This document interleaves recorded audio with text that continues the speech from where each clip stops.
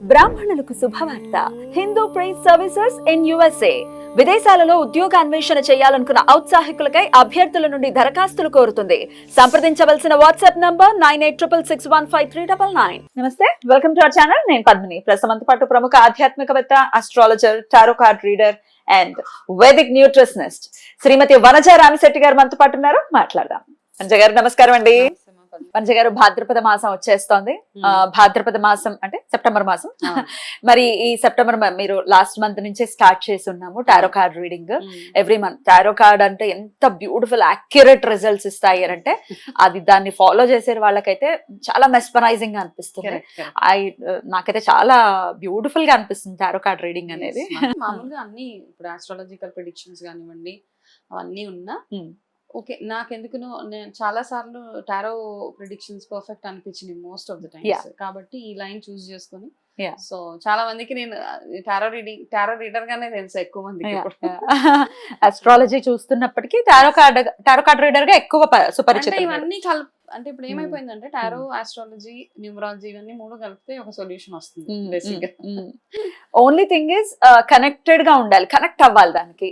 Definite గా answer ఏదో వచ్చేస్తాం చూసేస్తాం అంటే అవ్వట్లేదు అక్కడ. మామూలుగా రెగ్యులర్ గా దానికి చేయాల్సిన ప్రాసెస్ అంటే మనం మెడిటేషన్ కానివ్వండి, క్లీన్ గా ఉంచుకోవడం, మైండ్, బాడీ ప్రెజెంట్, ఇవన్నీ ఆ ప్రెజెన్స్ అవసరం చాలా. అంటే మీరు చెప్తారు కాబట్టి అసలు దాన్ని ఫాలో చేసే వాళ్ళైతే దాని ఇన్స్ట్రక్షన్స్ తీసుకోవచ్చు. రైట్ అండి. సో భాద్రపద మాసం ఎలా ఉండబోతుంది, ద్వాదశ రాశులకి మీరు ఒక అస్ట్రాలజర్ కూడా కాబట్టి సో దాన్ని కూడా రిలేట్ చేస్తూ డెఫినెట్ గా మనం మాట్లాడుకుంటే మీరు అన్నట్టుగా ఇంకాస్త యాక్యురసీ ఇంకొంచెం పెరుగుతుంది కాబట్టి సో ఎట్లా ఉంటుందని అనుకోవచ్చు. భాద్రపద మాసం, సెప్టెంబర్ మాసం, అసలు సెప్టెంబర్ మాసం ఎవరి చేత రూల్ చేయబడుతూ ఉంటుంది జనరల్ గా according to your analysis? Okay, so ఇది కూడా మనం యాక్చువల్ గా టారో తీసే చూద్దాము. సెప్టెంబర్ మాసం అసలు ఏ గ్రహం చేత రూల్ అవుతోంది అనేది ఒకసారి చూద్దాం. కాన్సన్ట్రేషన్ అప్పుడు ఆ గ్రహం మీద పెడితే బాగుంటుంది అనుకోవచ్చా? సో మనకి ఇది ఎక్కువ మనకి ప్రిడిక్షన్ ఎట్లా ఉంటదంటే ఒక ఇండికేషన్ ఇస్తుంది అనమాట. మనము okay Buddha, mercury okay okay. So ఈసారి ఆ ఎనర్జీస్ ఎక్కువగా ఉంటాయి అన్నమాట. బుధ గ్రహం ఎనర్జీస్ ఎక్కువగా ఉంటాయి కాబట్టి మనం దాన్ని బేస్ చేసుకుని మనం టారో రీడింగ్ చేయొచ్చు. తప్పకుండా. బుధుడు అంటేనే బుద్ధికి కారకుడు, మా వాక్కుకి కారకుడు. డెఫినెట్ గా మన బుద్ధి బాగుంటే అన్ని బాగుంటాయి. నిజంగానే బుద్ధి బాగుంటే అన్ని బాగుంటాయి పర్ఫెక్ట్ గా. ఎందుకంటే మన థాట్ ప్రాసెస్ బాగుంటది కాబట్టి మనం ఏం చేయాలన్నా ఎటువంటి అంటే క్లారిటీగా చేస్తూ వెళ్ళిపోవచ్చు. మంచి గారు, ఒక ఆస్ట్రాలజర్ గా చెప్పండి, నవగ్రహాలలో కొన్ని గ్రహాల గురించి డెఫినెట్ గా భయపడిపోతూ ఉంటారు. శని త్రయోదశి రోజు శని భగవానుడు అంటే లిటరల్లీ వణికిపోతూ ఉంటారు. ఇక కుజుడి మీద కూడా బోల్డ్ అన్ని అపవాదులు ఉన్నాయి. ఏ గ్రహం ఆ గ్రహానికి సంబంధించిన పోర్ట్ఫోలియోస్ ఏవో ఉన్నా అవి చేసేసుకుంటూ పోతాయి కదా. బుధుడు మాత్రం అసలు కనపడ్డండి. మీరు ఎలా చూస్తారు బుధుడిని?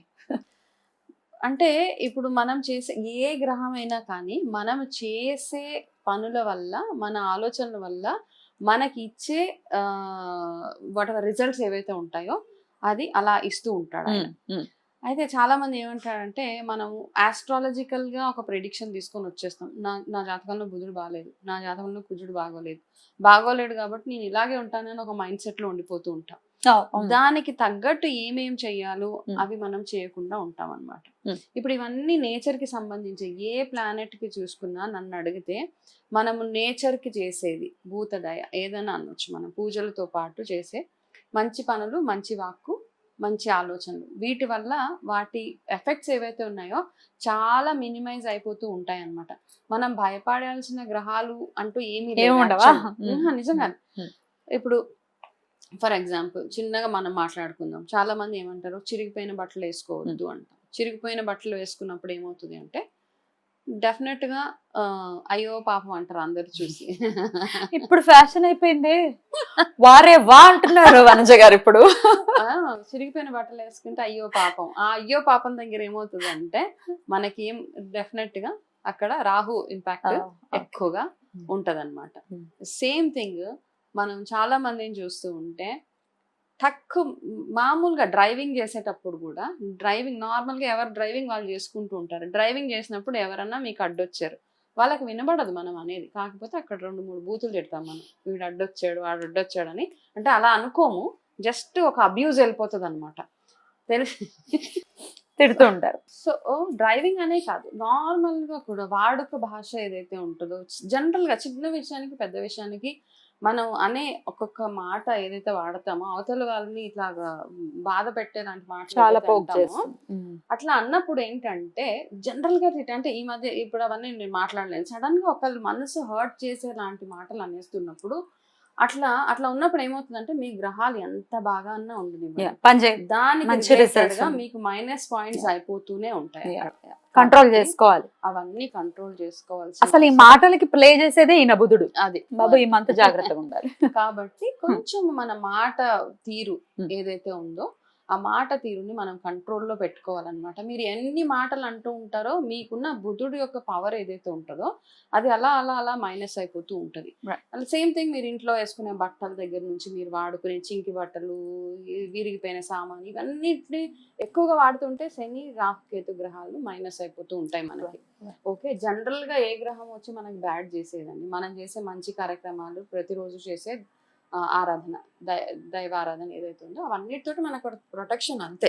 కాకపోతే మీరు ఎక్కువగా ఆలోచించేస్తూ ఉంటారు, నాకు బాగోలేదు. నార్మల్గా ఇప్పుడు మన దగ్గరికి ఎవరైనా రీడింగ్కో దేనికో వచ్చినప్పుడు సగం రీసెర్చ్ వాళ్ళు చేసేస్తుంటారు, నాకు ఈ గ్రహం బాగాలేదండి, నాకు ఇది అయిపోతుందండి. ఇట్స్ ఓకే, అంత భయపడాలి. ఆరోగ్యమైనా కానీ జాతకమైన. మరి వృషభ రాశి వారికి ఎలా ఉండిపోతుంది మనజ గారు ఈ సెప్టెంబర్ మాసం? షూర్ మా, తప్పకుండా చూద్దాం.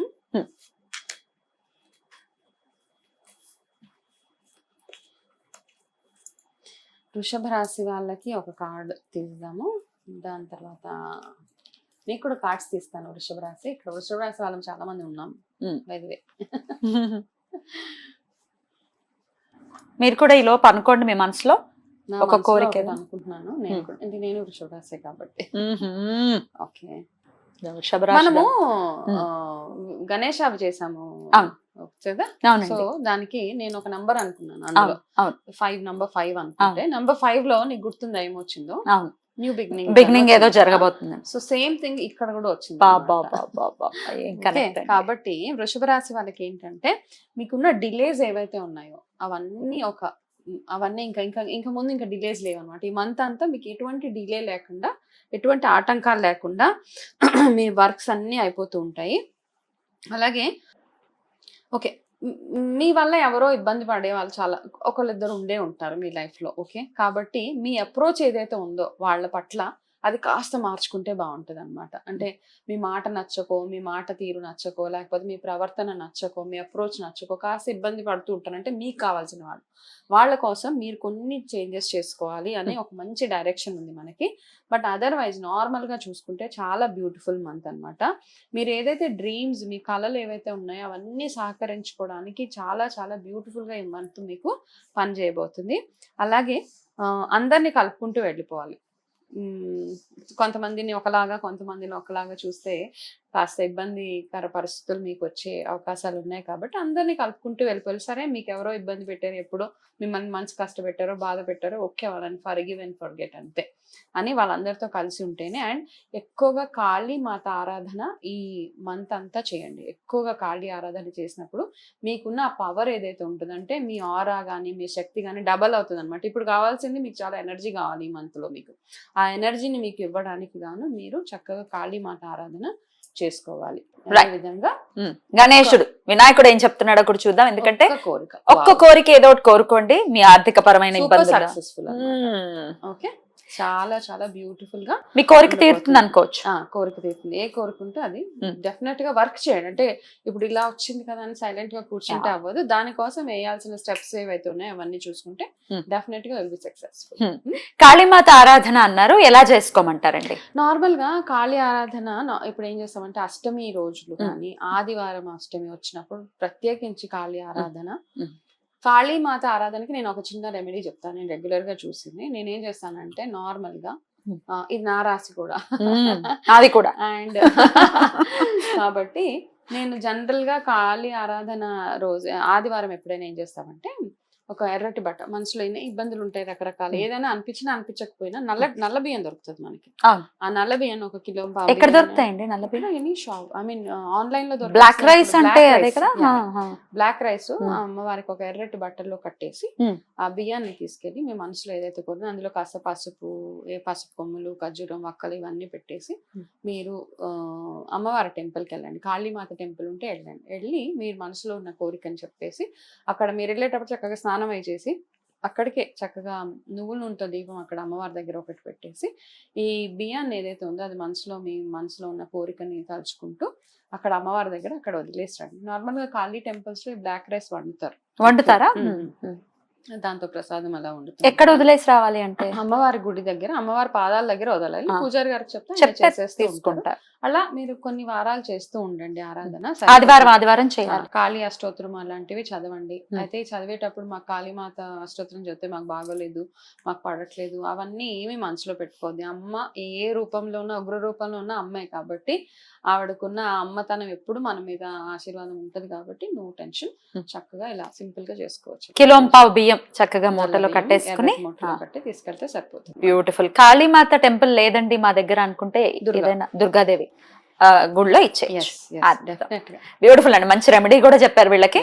డెఫినెట్ గా ఈ మాసం అంతా వృషభ రాశి వారికి చాలా బాగుండాలని మన స్ఫూర్తిగా కోరుకుంటూ ఇక నెక్స్ట్ వీడియోలో మిథున రాశి గురించి తెలుసుకుందాం. Thank you madam. నమస్తే.